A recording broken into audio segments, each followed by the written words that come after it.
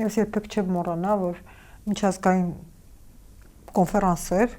դե ես այնտեղ այսքան կրունկների վրա գնում գալիս եմ եւ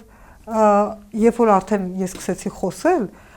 այդ մասնակիցներից մեկը ինձ մոտեցավ, ասաց դուք ասաց սատանայի պես, տենց էլ ասաց like a devil, ասաց դուք խելացի եք սատանայի պես։ Ասում եմ, ես էլ արդեն ուրախացել էի, որ ասում եմ, ես կարող եմ ձեր հետ հանգիստ կոկետություն անել, որովհետև կա մարդկանց արմատավորված, դա նորմալ է, էլի, որ ակադեմիական կին այսպիսի տեսք պիտի ունենա, քաղաքական կին այդպիսի տեսք պիտի ունենա, այս մի բանը տեսք պիտի ունենա, մենք բոլորի համար, ասենք, չէ, ես այդ տեսքը չունեմ եւ երկար ժամանակ մտածում էի, արժի արդյոք իմ ինքնաարտահայտման ձևերից մեկը զոհեմ հանուն կոլեկտիվ պատկերացման եւ հասկացա, որ չէ, որովհետեւ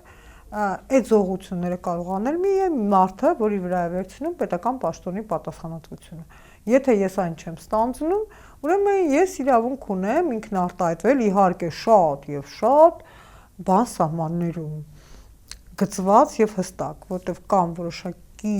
էլեմենտներ, որոնք ինձ համար ուղղակի տաբու է ընդմիշտ, դա պիրսինգներն են, տատուներն են եւ բոլոր բաները, որոնք չեն կարող մտնել այդ դաշտը, որտեղ դու արդեն կրթական դաշտում ես, դա բացառված։